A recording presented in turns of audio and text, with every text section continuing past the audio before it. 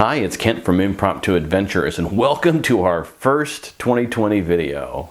We didn't do anything last year. It was a crazy year, but this summer we're planning on all kinds of new adventures, including today's brand new adventure. We've actually had these for a year now, but we've never done a video featuring our Oculus Quests. And today I'm going to be doing a video on one of my all-time favorite games, not for the Quest. It's actually on Steam VR, which I'll be accessing from my Quest using virtual desktop. We'll do another whole video on how to get that working. But today we're going to be playing Talos Principle. Now, if you're a type of gamer that really likes fast-paced shooters, whether it's first-person shooters, anything like that, Talos Principle is not the game for you. This is a thinking game. This game has no real enemies in it. All you do is solve really fascinating puzzles. Sounds boring probably, but trust me, when you see the gameplay, this is really, really interesting stuff. So let's strap in and get started. So here I am in one of the puzzle levels in Talos Principle. I love the graphics in this game. It's all philosophy, kind of psychology based. In fact, let's go back and look. There is a series of little text snippets that have nothing to do really with the game at all. They're scattered throughout the different levels. Like this one. Athena looked upon the imprisoned Titans and was moved by their plight. What crimes deserved such punishment? And how did they, in their confinement, avoid the pit of madness? Now, in the context of the game, that makes a lot of sense, because what we're trying to do in this expansion to Talos Principle is liberate various other AIs. We're actually an AI robot, and we're trying to liberate other ones. So that quote kind of makes sense. But here's a level that I wanted to show you because it's pretty simple, so I don't have a whole lot to explain. These little purple curtains that you see right in front of me, anything in the game that you can manipulate, and we'll see the different objects that we can have. Big blocks, laser reflectors, all kinds of things. They can't pass through these purple curtains. That prevents you from being able to take something from one puzzle and taking it to another puzzle, which would make it a lot easier. This little sign tells me what's in this puzzle. The big X through it's a robot head. That big X means I've already solved this one. And the symbol below it is a little laser reflector. So this only has laser reflectors. It's a fairly straightforward level, and that's why we'll use this as our playthrough. The name of this level is Ray Trivia. Sometimes those titles can be very subtle clues into what you're supposed to do.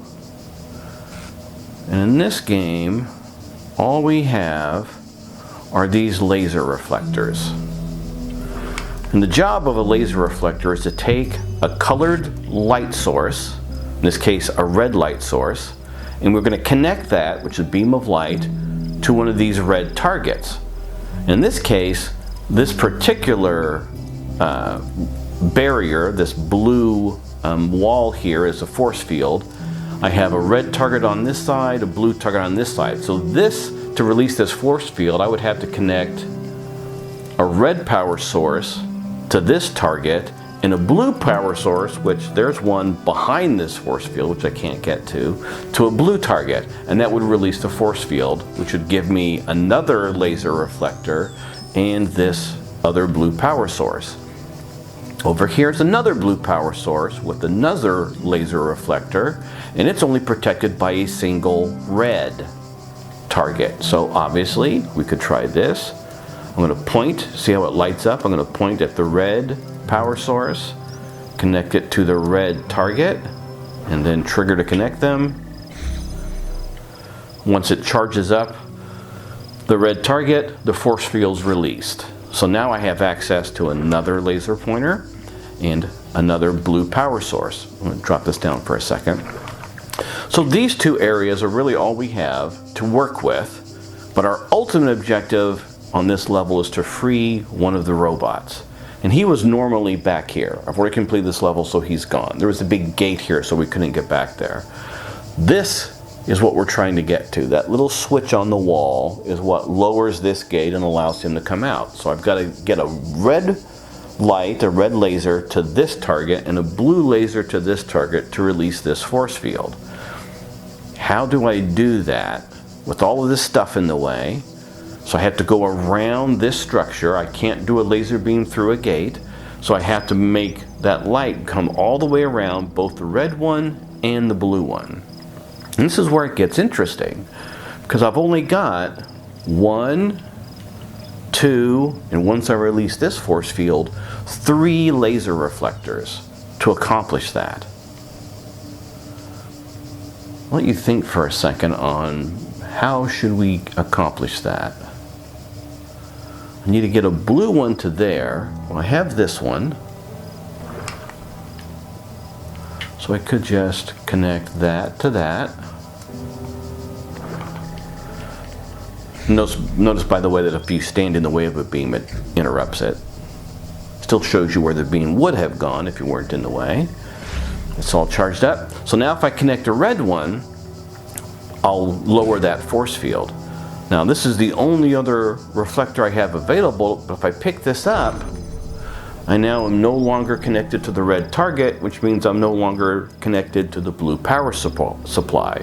So what I really ought to do then is connect that to that and to that so that I'm kind of prepared. And now the blue one, once the force field opened up, it reconnected, and now I have my last one. Seems pretty easy so far, right? Now's the really tricky part. And that's why I love these puzzles. And again, this is one of the simpler puzzle levels.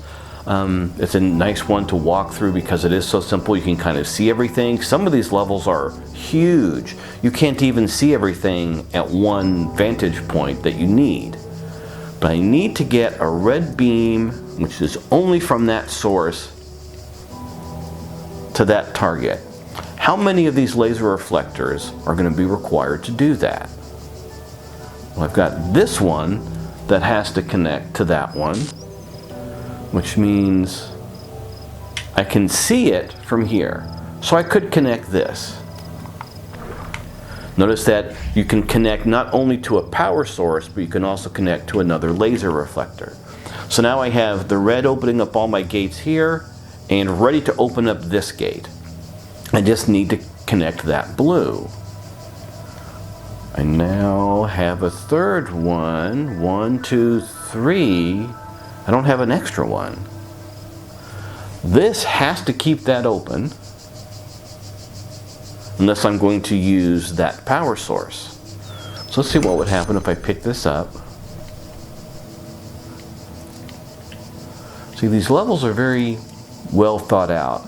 I can see this target from here, but the walls are just spaced so that I can't see that blue power source. That means I have to use that blue power source. But if I'm going to use that blue power source, because from here I can see both that power source and that blue target. But that one's protected by that force field. And if I come over here so that I can see that one, I can't see the blue target because again, you can't shoot through gates or walls. But that means I'm kind of stuck.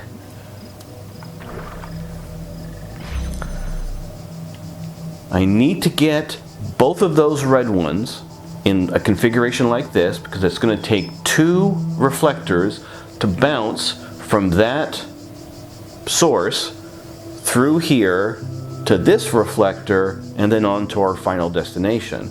So these 2 have to be something like this in the end. But this one needs to be over here while that blue still has power. Because if that blue doesn't have power, I can't reach that blue power source from here, which I need to do to hit that target. How do I accomplish all of that? Again, pause the video if you want to and see if you can kind of give that some thought and think about how you would structure it. Think you figured it out? Let's take a look at least how I did this. Who knows how the designers want us to do this? We don't need these reflectors in place yet. this one is a last stage one, so I don't need to use that just yet. I could use this one here right now. I've got that blue one. What I would really like to do is somehow connect that power source to that target and that target, because that way that power source keeps the gate open. Now, how am I going to do that? Because if I try to do it from here, we'll see another mechanic in this game. Beams can't cross. This blue beam can't cross this red beam. And that's exactly why all of these reflectors are at the same height. That red beam prevents us from doing what we want to do. So how can we solve this?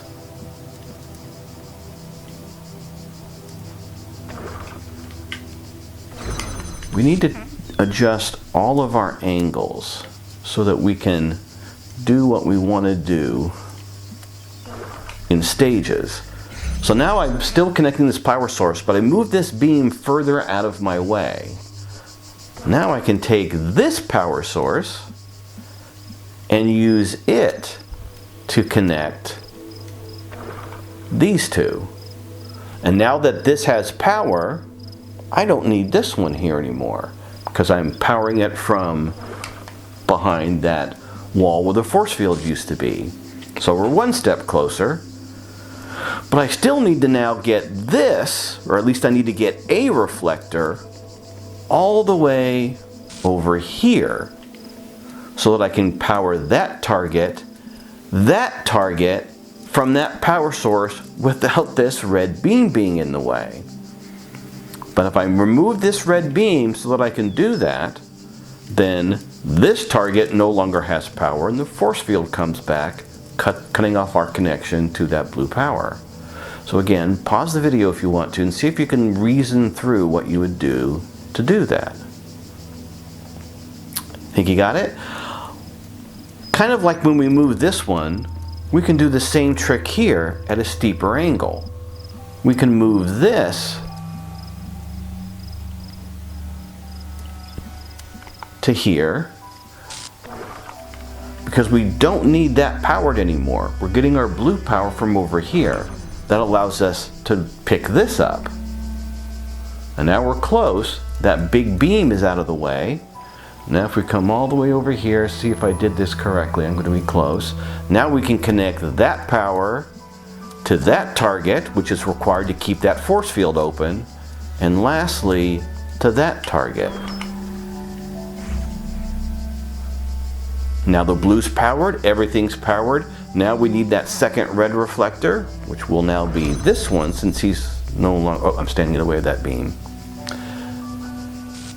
Okay, we get to do that again. When I interrupted that beam with my body, it allowed the force field to close, and now the power can't come back to get to it. So this happens a lot in this game. You're very close to a solution, and you have to reset. So now we'll take this to restore power to that one.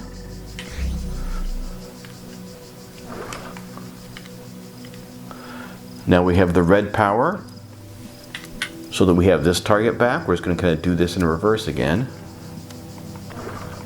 Connect to that to open up that gate.